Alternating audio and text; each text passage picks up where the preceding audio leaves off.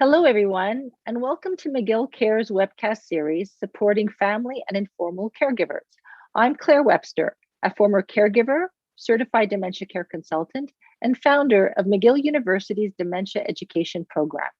I work with a dynamic team of leading healthcare professionals to oversee the program, who include Dr. José Moret from the Division of Geriatric Medicine and Dr. Serge Gauthier, Professor Emeritus, formerly of the McGill University Research Center for Studies in Aging.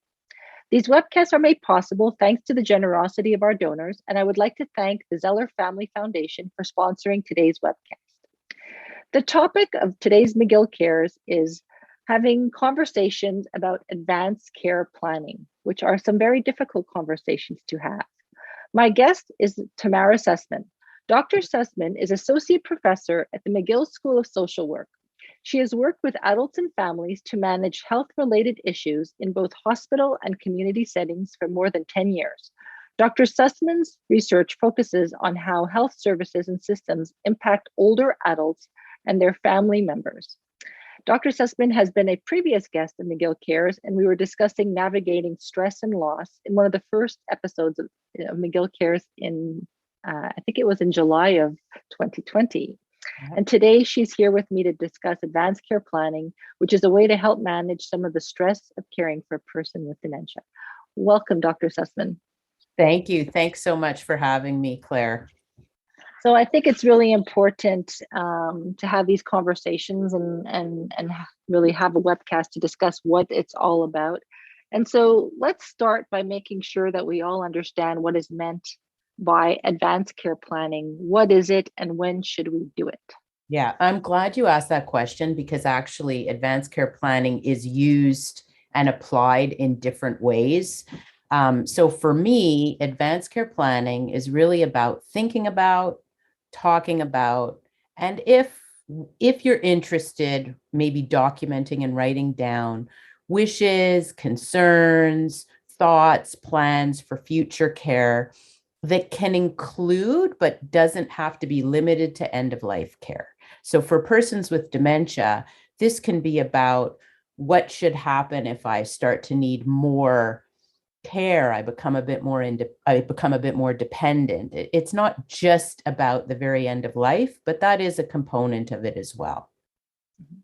And when should we start thinking about this? I mean, and this doesn't only apply to dementia. I mean, we don't know what could happen in life, right? I mean, what COVID has shown us, right? That's right. I mean, COVID has shown us, unfortunately, things happen. People get in accidents, sudden things occur. Advanced care planning is for everybody, every adult. This is a conversation we should be comfortable having as much as we plan for other things. We do financial planning all the time. We should really be talking about what would happen if, tomorrow I got in a terrible accident and you were faced with making this kind of a decision. But for people with dementia, of course, there is the added known that if you are living with the condition for a long period of time, there may be a point in time where you're not really able to communicate in the way that you could have consistently earlier in your life. So to be able to start telling people what's important to me, what are some of the things I want you to be thinking about when you're able to communicate those things is really, really critical. It places people with dementia at the center of their future care by offering those opportunities in advance. And it's incredibly helpful to families as well. So when do you have that conversation? I mean, for example, sometimes when people are receiving a diagnosis, the disease has already really gripped the person, and they're not necessarily able to make those decisions, right? So, Right. At what point, are they still okay to have these type of conversations? Are you still okay to have these conversations as a family? Yeah, well, I feel really committed to not saying, you have to have complete capacity to be able to say what it is that you want.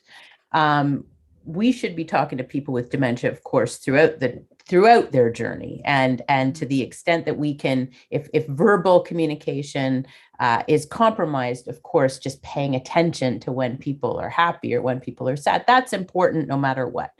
But I think that first of all,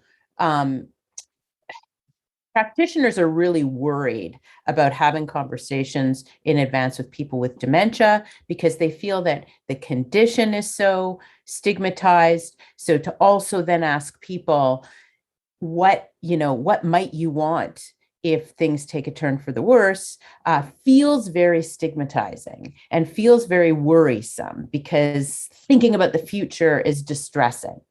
But at the same time, what people with dementia have certainly expressed to me, and I've done quite a few studies with encouraging these kinds of conversations, is that they feel relieved being able to talk about these things because they're worried about them anyway.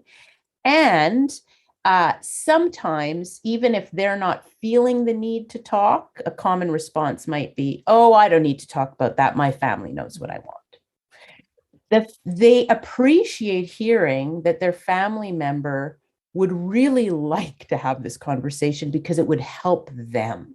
So it kind of places the person with dementia in a position of caring, not just in a, I'm going to be caring to my family member by having this complicated conversation.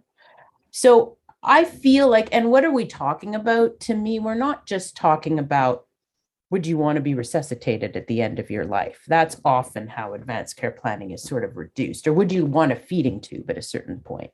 We're talking more about what are your values around care? Are you the kind of person that wants your family member to do exactly what you want? Or do you feel like it would be okay for them to make a decision that they're comfortable making? Even having that conversation, it liberates your family member to know, my parent told me that at a certain point it would be okay for us to do what we think is the right thing and not to worry as much about what they would have wanted. That's a really liberating thing to know in advance. Or how much do you want to be informed? We assume people with dementia don't want to know certain things, or we kind of protect them from certain things. So why not just say, listen, as we go through this trajectory together, are you the I want to know everything no matter what kind of person, or are you that just kind of tell me what I need to know, tell me what I ask for, and keep the rest either to yourself or talk to my family?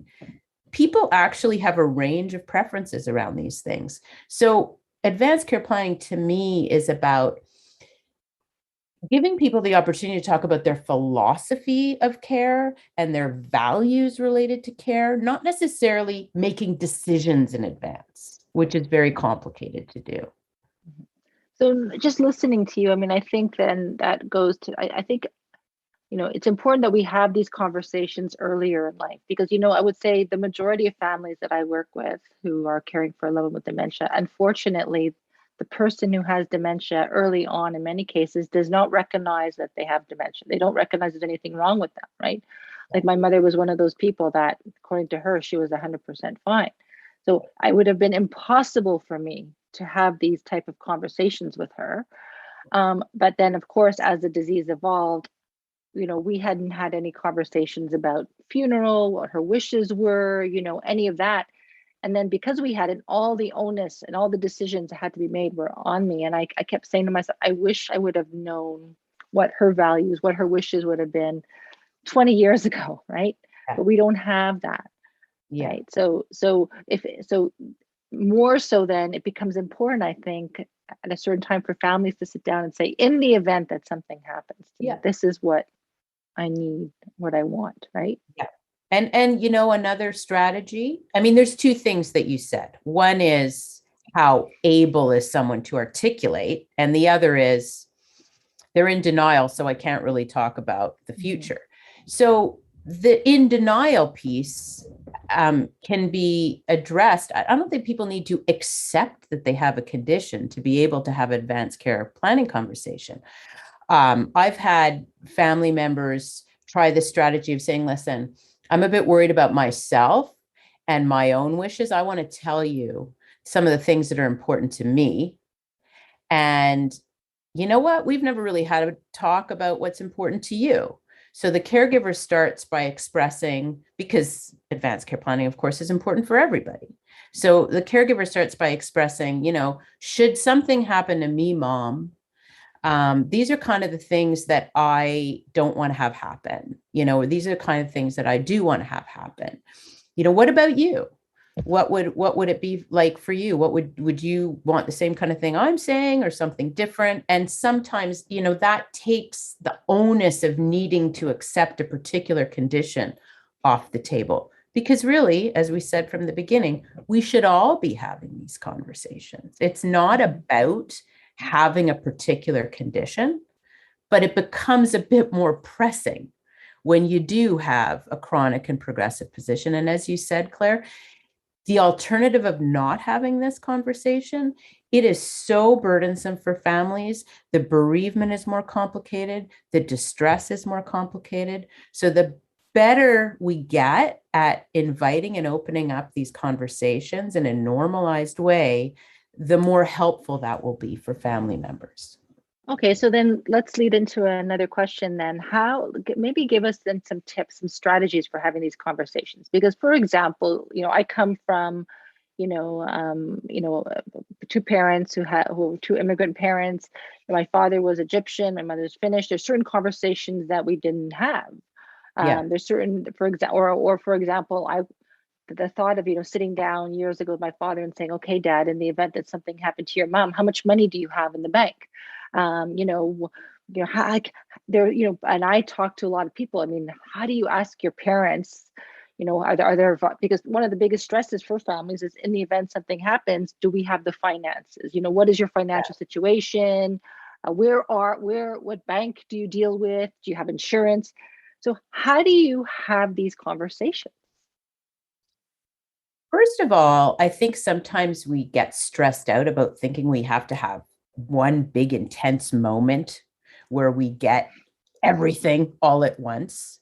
I have these casual interactions with my kids. We'll be in the car, we're listening to music, it's feeling really good. And I'll say to them, write this down. I want this on my death song list. Now I'm obviously comfortable having these conversations, but I say tongue in cheek, you can have these moments of exchanges. They don't have to be, okay, let's sit down and have a really serious conversation about everything I need to know for end of life. But I also think it's important to recognize that you can ask something and not get a reception. And that doesn't mean you should never ask again. It just means the person wasn't ready at this moment. Sometimes you just need to say, Mom, I know we tried to have the conversation once and you really didn't want to talk about it. But it's really worrying me. I'm really worried about figuring out how I would plan for what it is that you want and how much resources we have. I know it's not a comfortable conversation, but do you think we could, start by just figuring out, would we be able to afford a year of home care if this is what it costs? Is that even within the realm of possibility? So I think that people are afraid that if they ask a question, the person in front of them is just going to break down and be harmed forever. People are very good at telling you that they don't want to talk about something. They change the subject. They say, oh, no, don't worry about that. And so you can. We're not there yet. We're not there yet.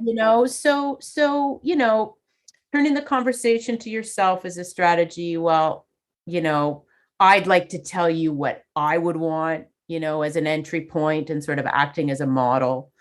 Or saying, I know that maybe it's not a worry for you, but you would really be helping me with my worry if we had this conversation, is another strategy. And, taking notice of when somebody's a bit more comfortable, or when do you guys tend to connect, in the car is a good strategy, right? Everybody's not looking at each other. You're sort of stuck together. We know this from our teenagers. Asking a question then. I think it's really about understanding this is a progressive, ongoing thing. The time to start is now, and you can continue asking questions until you start to get to a place where there's a bit more comfort. Okay, so now another important question is, what's the difference between advanced care planning and advanced directives? Yeah. And then if you can take us through the process, so, how is a notary involved? How are a lawyer? Because a lot of people find this whole topic very overwhelming, and how do we go about it? Yeah. So that's a really important question. They are very different. An advance directive is making a decision in advance when you have the capacity on certain things you do and don't want to have happen. And we actually, for advanced medical directives, there is actually a Quebec ministry site where you can electronically submit your wishes and directives for what you would and wouldn't want, like feeding tubes, like resuscitation. This is something that can be downloaded, brought to a notary to notarize. It's in an electronic system, so anybody in the health and social service system can access it because we have electronic records now. Most people, I think we're at 30% people don't do that. And part of the reason is because it's difficult to make that kind of decision in advance. How do you know? How do you know if you'd want a feeding tube or not until you're there and you can sort of feel out what what quality of life is? So that's why I find it really important to separate advanced care planning, which is just expressing values and wishes. Like, it's really important for me to always be able to be surrounded by my family. No matter what happens, my family is really important to me. So when you're making decisions, you know that that value is an important thing to consider. But to say, I'm going to want this treatment and that treatment, that's a hard thing to know in advance. So that's why I find directives and advanced care planning really important to untangle. When it comes to the financial aspect of things, we do have mandates that everybody can complete in Quebec. And a mandate is something where when you have capacity, you can record who you would want to speak for you should you be in a position where you don't have capacity. And that person can speak for you for health reasons, and that person can speak for you for financial reasons. And it's really important to have a conversation with a notary around these things, because they often, even though you can complete these things on your own, they often can anticipate little things that you should have thought about and documented that you didn't.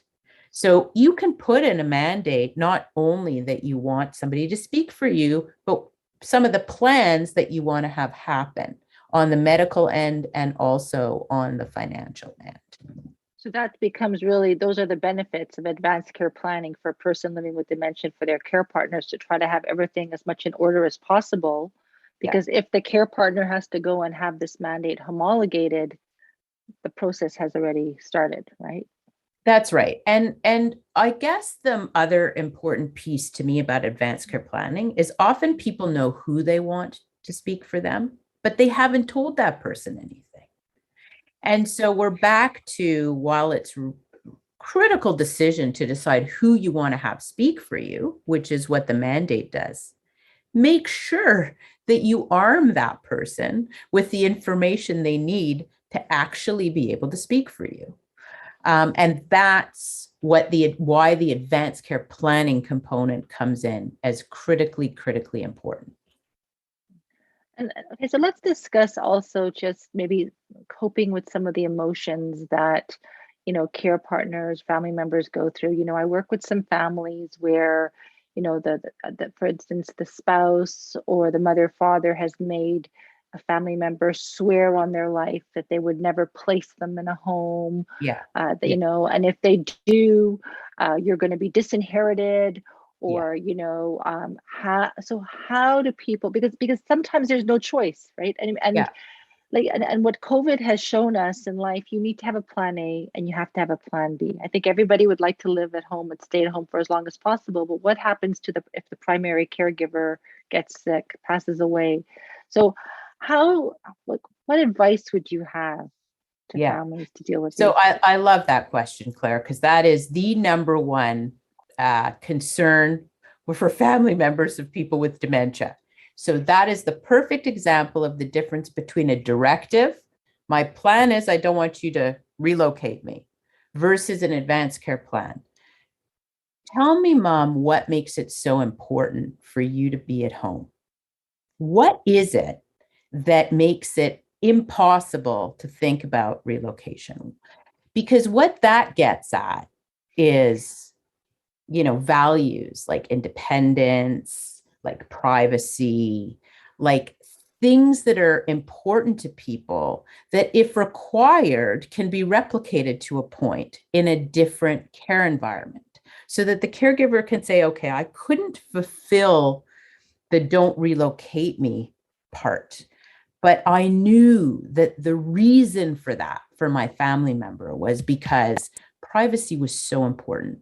So I'm going to make sure there's a private room, and I'm going to make sure, that information flow is kind of kept to the family. And there are other ways you can advocate when you know what the principles behind the decision are. And that, to me, is the biggest value of an advanced care planning conversation. And now that I have you on here, because you're such an expert also on stress and with caregivers, I mean, we're almost 2 years now into the pandemic, and so much pressure on placed on families, trying to access support or not in the healthcare system, these decisions to transition or not. What are you seeing in your practice? Like, what are you seeing that, like, how has COVID impacted family members and people living with dementia? I mean, it's invisible exhaustion. People have been so abandoned. Day programs are still not open. Home care is certainly available at a very minimal way, and some caregivers are still scared to access it. And long-term care feels completely unthinkable because of all of the different challenges that we've seen happening in long-term care. So the stress is beyond. I think that what's been fantastic is that, online supports are there, and family members, should they know about them, are able to get a little bit of at least support in that regard. But I think this is the invisible victim. Tamara, what could you recommend in terms of resources to assist people with these types of conversations, and like what resources are available for people? So there are quite a number of workbooks and even card games, if you want to go light about it, that exist. I've sort of provided a link of a few different ones that I really like. One of them, the Conversation Starter Kit, is available in French and English and has actually a companion booklet for family members of persons with dementia. That's why I really like that one. And in fact, I've tested that out with family members and persons with dementia. And when used together, it actually does get used and elicit some really good information. So the Conversation Starter Kit, the Speak Up workbook is part of a national campaign. If you Google Speak Up, you'll get a whole bunch of resources there on advanced care planning, some of them designed for healthcare workers, other designed for family members. And that one has it has a generic Speak Up, and it has one for different provinces that kind of comply to the different provincial legislation. And the other one I put up there for people, because I like it, it's a little light, it's called Go Wish. It's actually a card game that you can either purchase or use online. And what that does is it just says things like, it's really important for me to have an advocate. And then the person ranks like, this is very important, this is not important, this is somewhat important. And for the things that people rank as very important, you can say, okay, well, what makes that important? So it's kind of a conversation launcher and gives people just a bit of a lighter way to have a more wholesome conversation. The time together always goes so fast. Thank you so much for being our guest today. And you're just like a wealth of knowledge in so many areas. And I really encourage people who are watching McGill Cares today to go back and see my other interview with Dr. Tamara Sussman on navigating stress. Because really, thank you so much for taking the time today. Thanks for having me, Claire. So this webcast is an initiative of the McGill Dementia Education Program, which is funded by private donations. Once again, I would like to thank the Zeller Family Foundation for sponsoring today's webcast. If you would like to make a contribution to our program or for more information, please visit us at mcgill.ca/dementia. And if you would like to join our mailing list in order to be notified of upcoming episodes of McGill Cares, as well as all of our other important initiatives, please email us at dementia@mcgill.ca. Thanks for watching.